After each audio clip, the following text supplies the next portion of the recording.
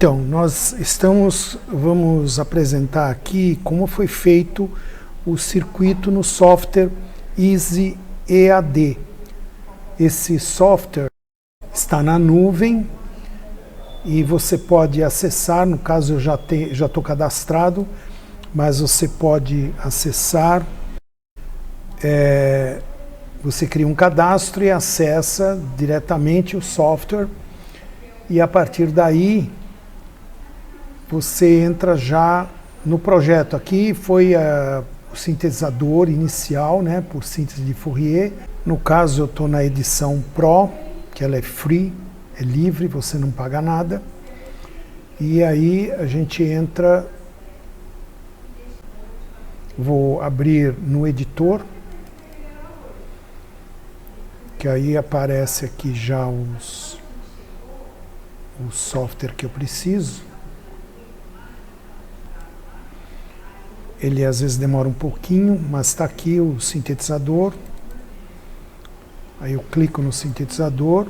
Eu tenho diversos, eu tenho a versão 1.0, a 2.0 e a 2.1. No caso, eu estou trabalhando com a 2.0. Então, vou abrir o esquemático. Então, está aqui o esquemático. Eu vou dar uma explicação leve aqui para vocês entenderem a respeito de como foi feito isso. Então, veja, esse esquemático já está todo pronto. Mas inicialmente nós começamos com um só ESP32. E é importante ressaltar como é que a gente faz as proteções. Porque ele foi montado para gerar senoides. E como ele tem dois DACs, um DAC no D25, outro DAC no D26, eu estou usando os dois DACs. Porque eu preciso de um efeito de som que depois eu vou explicar, que chama Leslie, né? Então, a primeira vez, nós usamos um ESP32 apenas, ele foi alimentado por 3,3 volts, aqui nós temos os capacitores de proteção de ruído, tanto de 100 nanofarads como de 22 microfarads, em cada um desses daqui tem essa proteção. Inicialmente a gente começou com 1, depois avançamos no protoboard para 4, e agora, na placa de circuito impresso, teremos 8 ESP32 slaves, que são os geradores de voz. São 8 vozes, né? Cada DAC desse, é claro, ele é de 8 bits. Foi perguntado, inclusive, no pessoal que está assistindo, perguntou por que eu não usei um DAC de 16 bits, que teria uma resolução maior. Mas veja, é questão de custo. Esse ESP32 já tem tudo que eu preciso e os dois DACs. Então eu não vou colocar mais DACs para elevar o custo desse kit. Então veja, aqui tem duas saídas. Então eu vou pegar essas duas saídas como exemplo. Todos eles vão por esses caminhos de circuito e eles entram no pré-amplificador final. Então nós temos aqui o primeiro slave, o segundo, o terceiro e assim vai indo até 8, onde eles fazem a mistura do som diretamente num pré-amplificador, que é um amplificador operacional na entrada positiva. E esse amplificador, primeiro operacional, ele tem um ganho pequeno, ele tem um ganho de 2, que é 10K dividido por 4,7, que está na entrada negativa. E a realimentação de 10K entre a saída e a entrada negativa. Então, para você calcular o ganho, você divide a resistência da realimentação pela resistência da entrada negativa, que no caso ela entra através do capacitor que está ligado no zero virtual, que aqui é um zero virtual que é de 6 volts. Ele, na realidade, nós pegamos o 12 volts, passamos por um divisor de tensão de 2 resistores de 1K, e aí criamos 6 volts para dar o zero virtual desse amplificador operacional, que é um TL72 duplo, né? TL72 tem 2 operacionais, e aí você tem condições de fazer 2 prés, um pré inicial com um certo ganho, porque o DAC já entrega uma qualidade muito boa de sinal e ele não tem espúrios naquela senoide, ele não tá com escadinha, ele não está com as divisões na senoide. Mesmo assim, nós temos um capacitor de 22 nanofarads para limpar essa senoide, para que a senoide fique mais estável. E aí ele entra num outro pré-amplificador, mas com ganho unitário, só com mais um filtro pequeno aqui, de 1 nano, para altas frequências, e já sai direto para o amplificador aqui na saída. Como eu disse, nós temos os 2 DACs. Aqui o primeiro DAC, então os 8 slaves vêm no primeiro DAC. Os outros 8 slaves dos mesmos ESP32 entram no segundo pré-amplificador. Então eu fiz aqui uma diferença, eu não fiz mais um pré-amplificador na entrada positiva, eu fiz na entrada negativa, por isso eu tive que colocar capacitores de isolação entre o DAC e a entrada, onde os resistores de 100K têm ganho unitário, porque é 100K dividido por 100K vai dar 1. E aqui eu já tenho um pequeno filtro de alta frequência. Então esse pré-amplificador, ele faz uma pequena filtragem, mas ele não dá ganho. E ele entra, como ele entrou na entrada negativa, a senoide que vai ser invertida de 180 graus. Então quando ela entra positiva aqui, ela sai negativa aqui. Aí ela entra novamente num pré-amplificador, na entrada negativa, onde ela inverte novamente, cancelando a inversão. Então ela fica positiva novamente. Aqui também foi mantido o mesmo ganho unitário e esse pequeno capacitor de 1 nano somente para filtrar altas frequências. E a partir daí nós temos a outra saída. Foi feito 2 sistemas de pré-amplificador porque eu quero comparar qual dos 2 é mais eficiente. Se é esse com a entrada positiva ou se é esse com a entrada negativa. De toda forma, esses 2 amplificadores vão ser ajustados na placa para poder dar o efeito Leslie. Continuando aqui na explicação, nós temos, além disso, cada slave desse, ele é responsável para gerar uma voz completa. Então ele vai receber os comandos através da barragem I2C, que entra na porta D21 e D22. Esses 2 I2C, eles vão para todos eles. Ó. É um barramento completo de I2C que vem do master. Né? E esse master, que é o ESP32 principal, ele digamos, é o maestro, né? Ele vai mandar através do D22 e do D21, que é o I2C, ele manda comandos para os diversos displays, né, os 2 displays, e manda também os comandos I2C para os servos. Então, todos os servos recebem as notas que são varridas aqui no multiplex. Tem um multiplex aqui para varrer o teclado.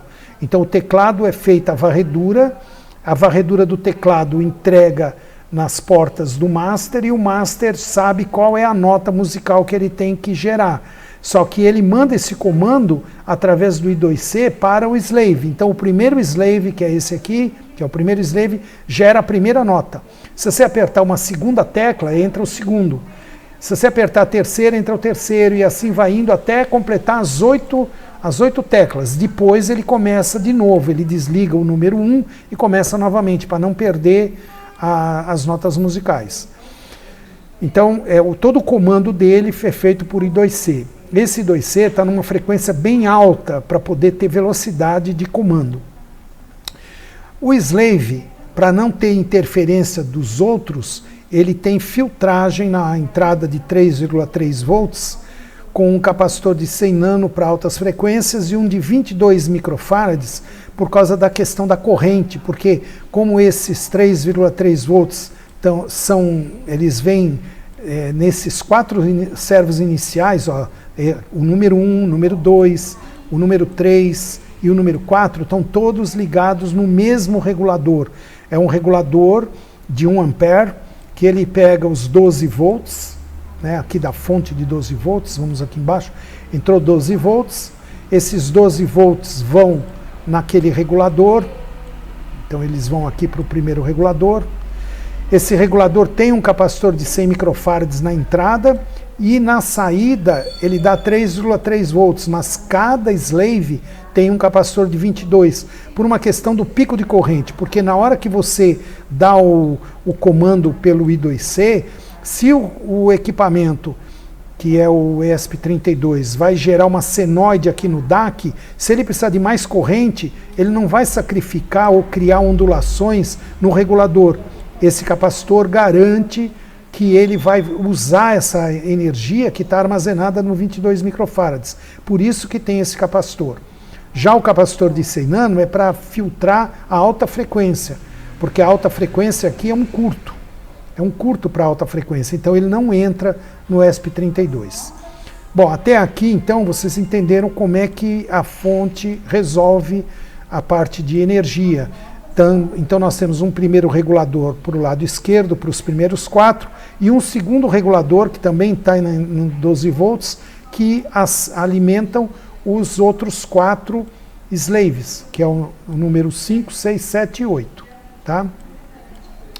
Cada slave desse vai produzir as senoides digitalmente, e quando entra no DAC, ela já sai em forma senoidal. Então a forma de onda que vem para cá já é uma forma de onda composta, que a mistura é digital aqui dentro.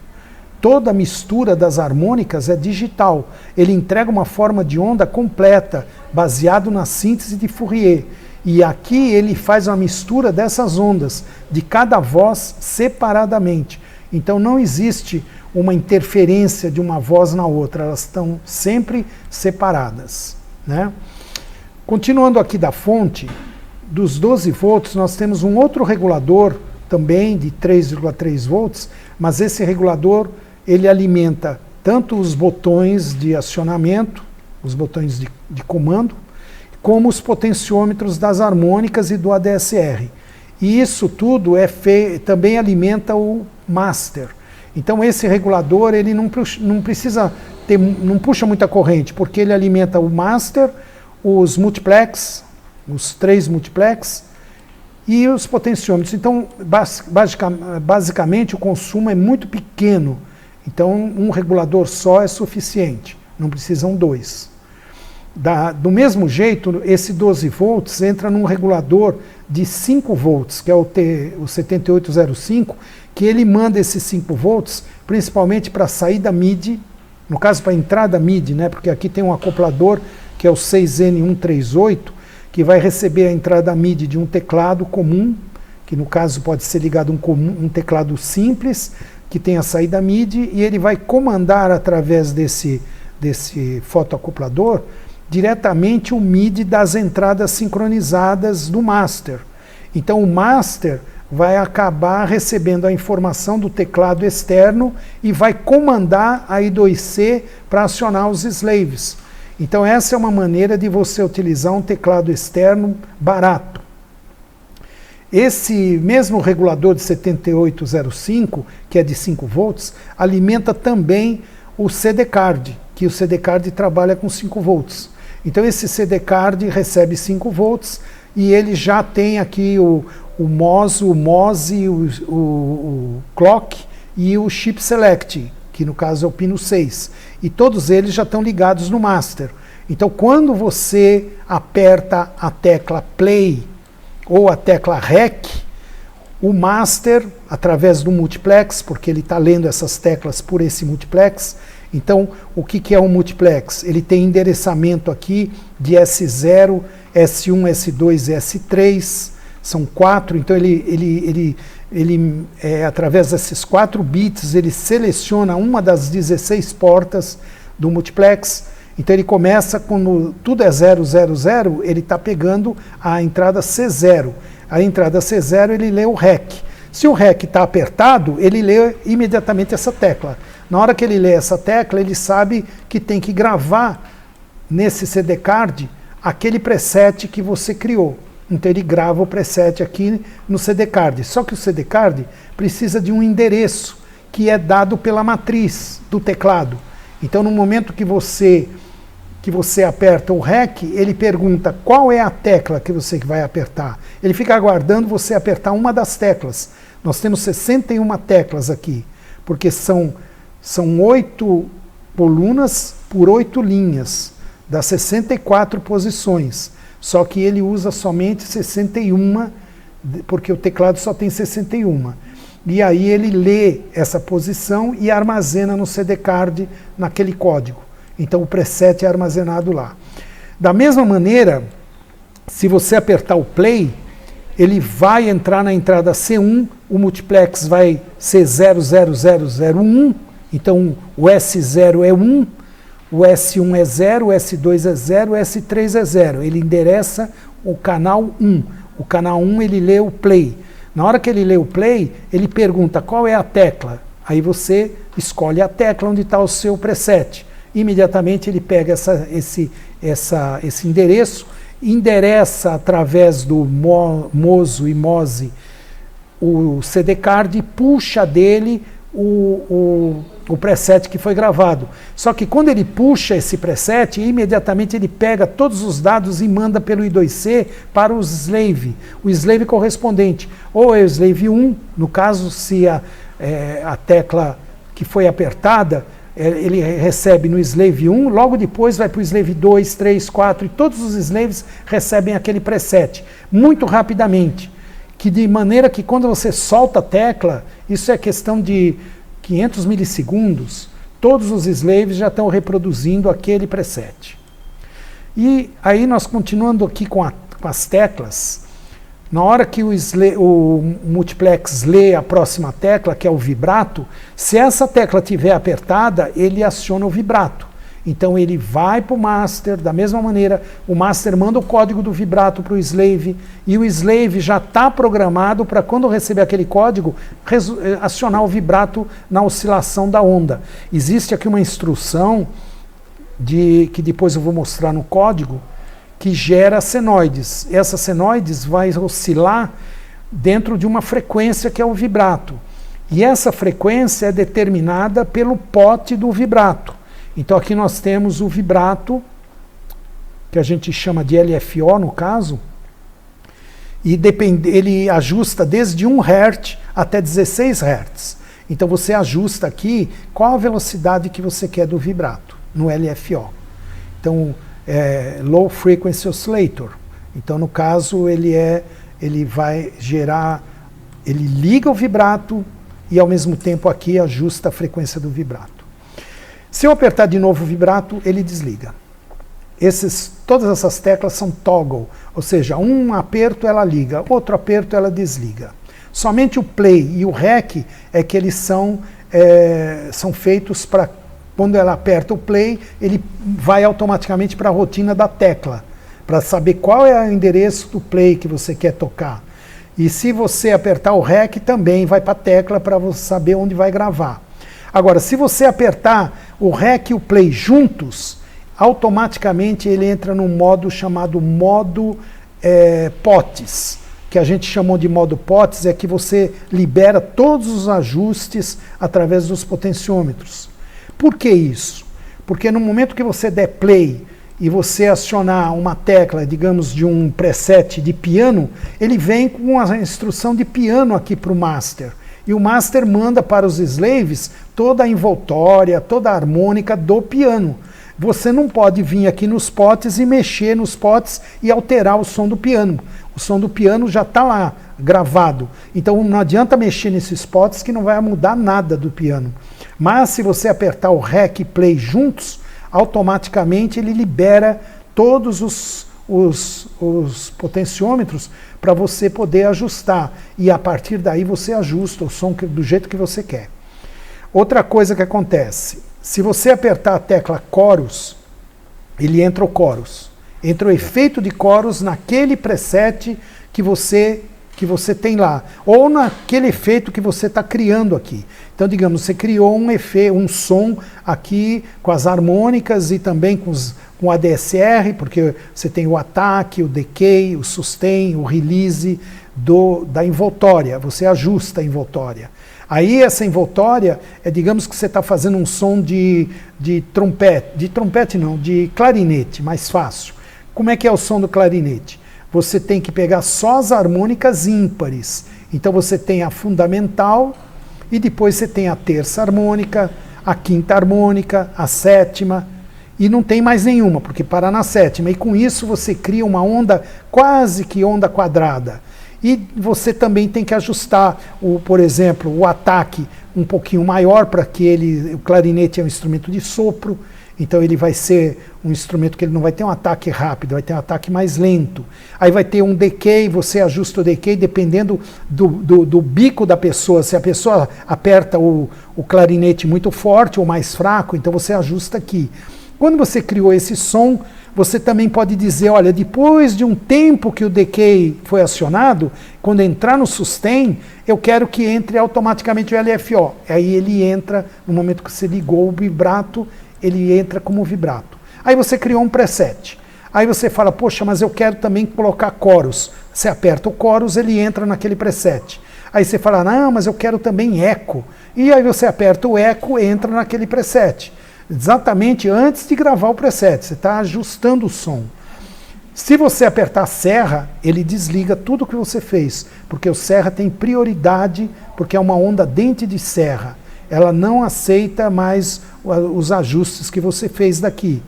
Ela entra como um dente de serra, mas você pode, nesse dente de serra, colocar eco, colocar chorus, colocar vibrato. Mas o dente de serra anulou tudo que você fez lá. Agora, se você desligar o dente de serra, volta tudo ao normal, do jeito que você tinha ajustado antes. Até aí é dessa maneira que está funcionando. Além disso, você tem o efeito FX. Esse efeito FX funciona em todos. Qualquer, tanto no serra como nas harmônicas, em todos os instrumentos que você criar, você pode criar o efeito FX. Esse efeito FX faz com que você tenha a envoltória do som aplicada à variação de frequência. Ele é muito interessante. Ele é muito usado em trompete, trombone e também em efeitos especiais. Quando você liga o botão Guitar, é na realidade uma biblioteca que já existe no ESP32. No Arduino também tem, mas não é tão boa como no ESP32. Que ele faz um som de guitarra. Então você não precisa fazer essa programação. A biblioteca já traz a envoltória e as harmônicas da guitarra. Tá? Então isso eu já coloquei como um preset especial. Na realidade é um efeito que você mistura o guitarra com... Você pode misturar a guitarra com as harmônicas. Deixa eu fechar aqui para ficar melhor. Você pode misturar a guitarra com as harmônicas, sem problema nenhum. Ela só não mistura com o serra, porque o serra é individual. Depois eu explico o motivo pelo qual ele não pode fazer isso. A mesma coisa acontece com o quadra. O quadra gera uma onda quadrada.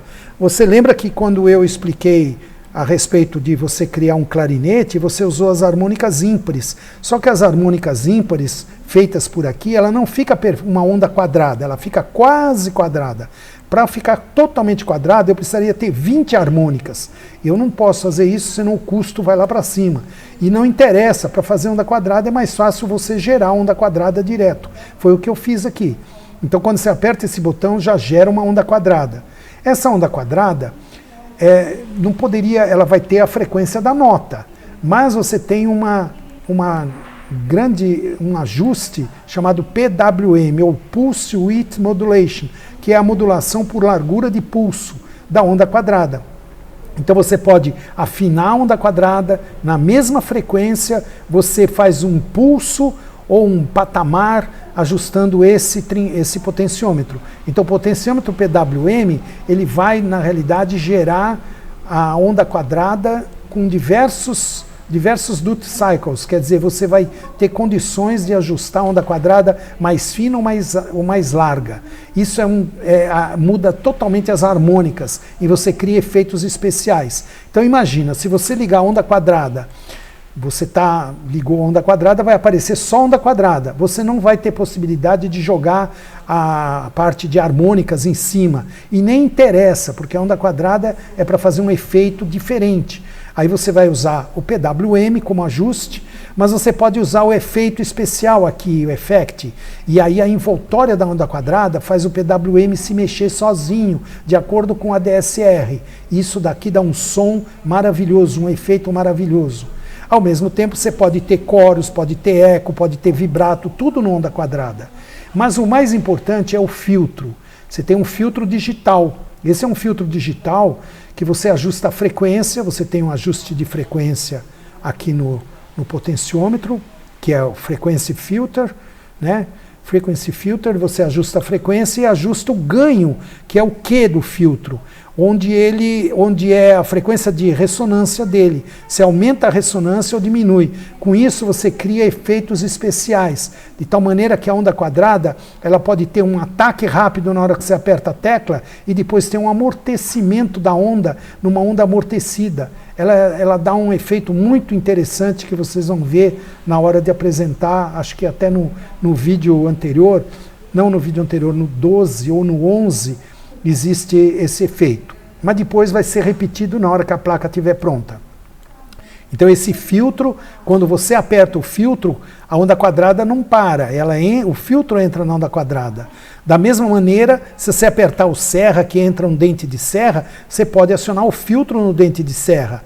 Quando você quer fazer um trombone ou um trompete, você vai usar o serra, que tem todas as harmônicas, diferente do quadra, que só tem harmônicas ímpares. O serra tem as harmônicas ímpares e pares. Aí você coloca o filtro e esse filtro você ajusta o final do teclado para que ele responda de acordo com o timbre daquele instrumento. Então um piano, por exemplo, esse filtro vai ser ajustado na hora que você faz o piano, você pode ajustar o filtro para ele fechar o som do piano nos agudos. Então você abafa o som do piano nos agudos. Outra coisa que pode ser feita é ligar junto com o filtro e com o serra o efeito FX. E dessa maneira você ajusta o filtro para que o FX mude o filtro, criando exatamente a entrada do trompete, ou do trombone, ou de um sax. Exatamente, você vai usar o serra, o efeito FX e o filtro. Muito bem. Aí nós temos aqui uma próxima tecla que é a orquestra, só que eu vou explicar depois a orquestra. Vamos passar para o trêmulo. O trêmulo é um ajuste, um botão que você liga, ele já entra o efeito de trêmulo, que como o vibrato mexe na frequência, o trêmulo mexe na amplitude. Então o som aumenta e diminui numa amplitude que foi calculada em 5 Hz, para não ter problema, porque é o normal. Ninguém quer uma amplitude muito rápida, nem muito lenta. O padrão é trêmulo para poder entrar em sinos, em vibrafone, xilofone. Então usa a tecla trêmulo para poder ligar o efeito, né? Aí nós temos uma outra tecla que é o bass. O bass, na realidade, é um contrabaixo já pronto.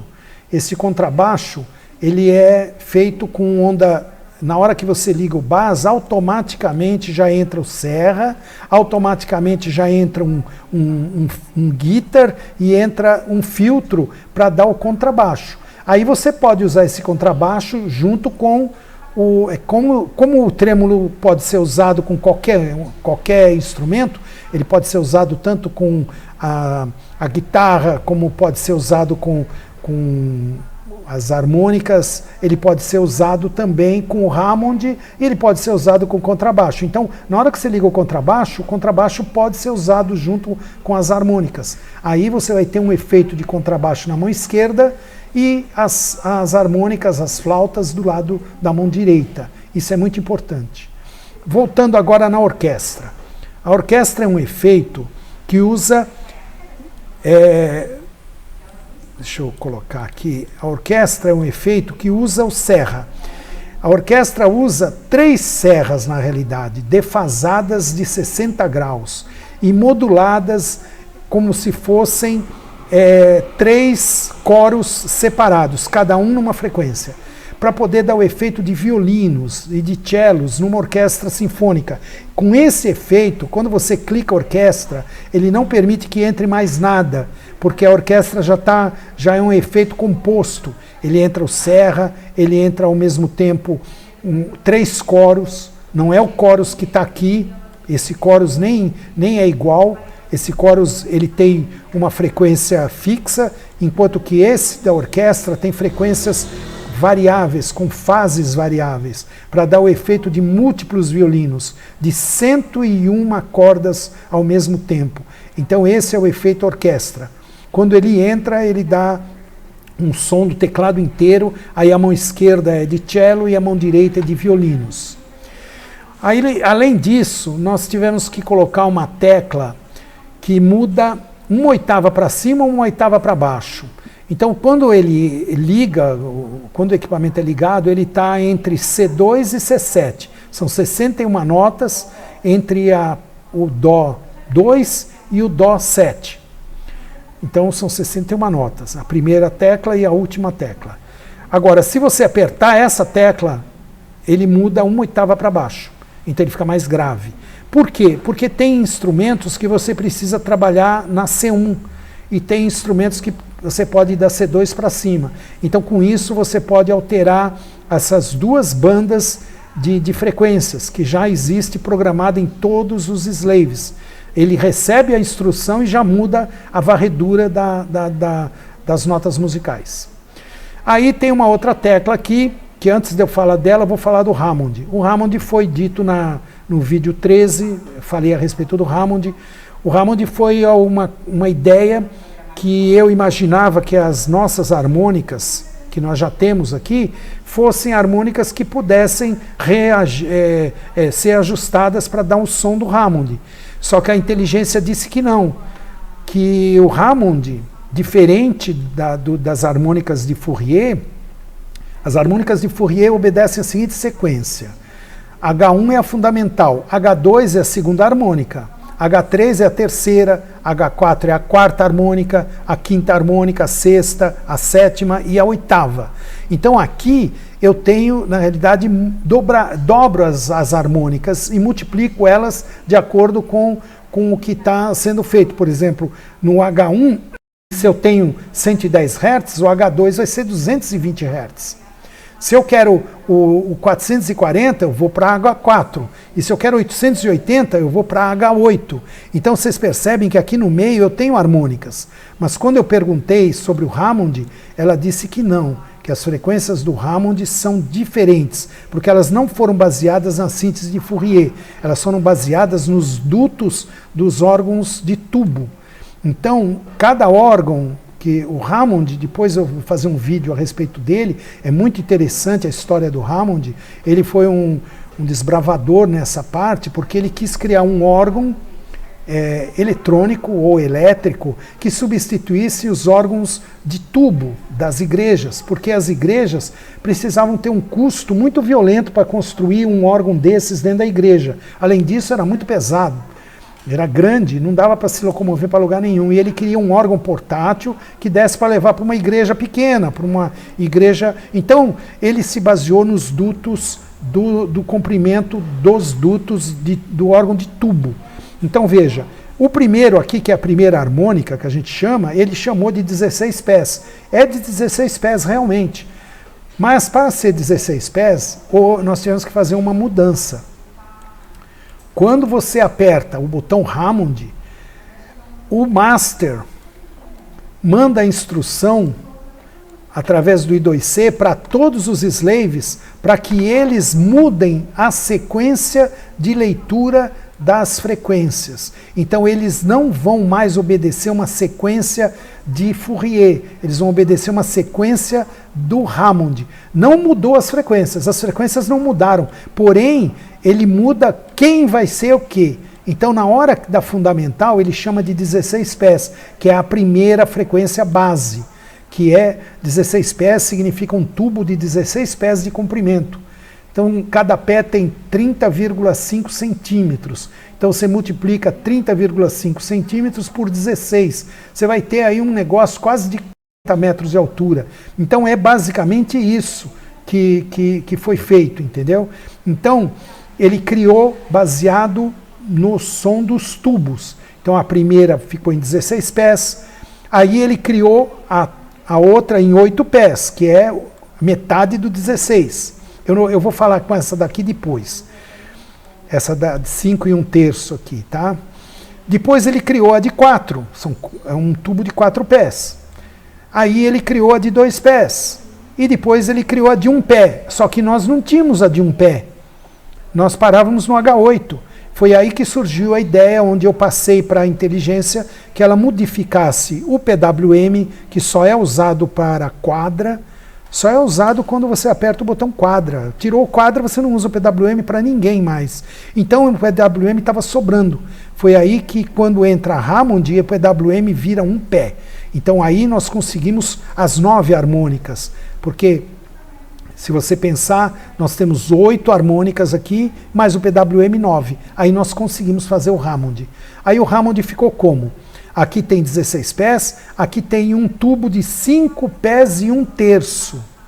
Percebe que é uma medida do órgão de tubo. Isso daqui, o Hammond gerou isso daqui de uma forma muito especial, que depois eu vou explicar no vídeo sobre o Hammond.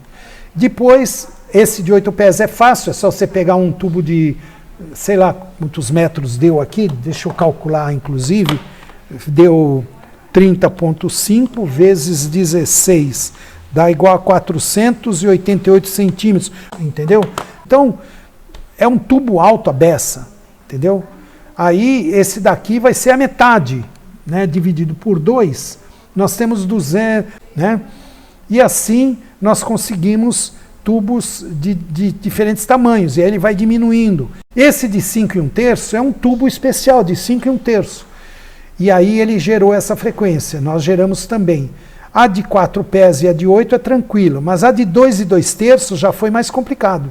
Existe uma tabela, eu vou até mostrar agora no vídeo, que mostra exatamente, vocês podem verificar, que essa tabela mostra exatamente as frequências que são geradas através desse 2 2/3 e esse 1 3/5 e a 1 1/3 também, que seria, não é a harmônica oitava, ela é 1 pé e 1/3, é uma outra frequência.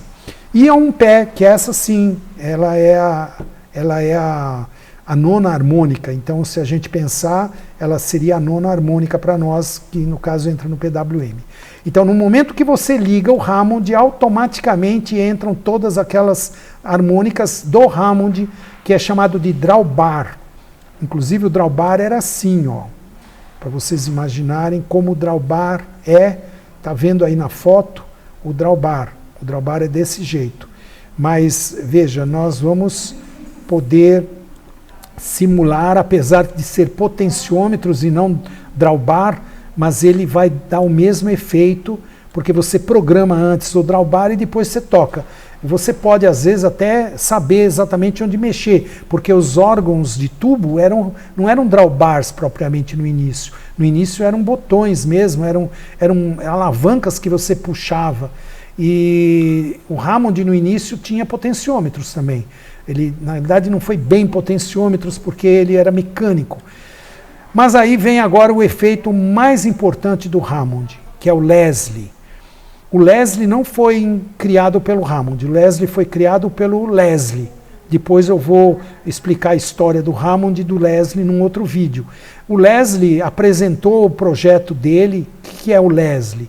O Leslie são 2 alto-falantes que giram ligados a um motor, e aí ele joga o som para todos os lados, de tal maneira que quando ele começa a girar e acelera, ele cria um efeito de reverberação muito interessante, que ele cria ao mesmo tempo um vibrato acústico e um chorus acústico, porque existe batimento de frequência de todos os sons que saíram dos alto-falantes em todas as direções. Então o efeito Leslie é um efeito muito lindo.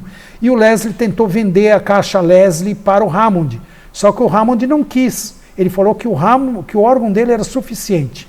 E o Hammond continuou vendendo o órgão Hammond, que era muito bom. Mas o Leslie, como foi apresentado em diversos locais, todo mundo gostou, começaram a comprar do Leslie a caixa e do Hammond o órgão.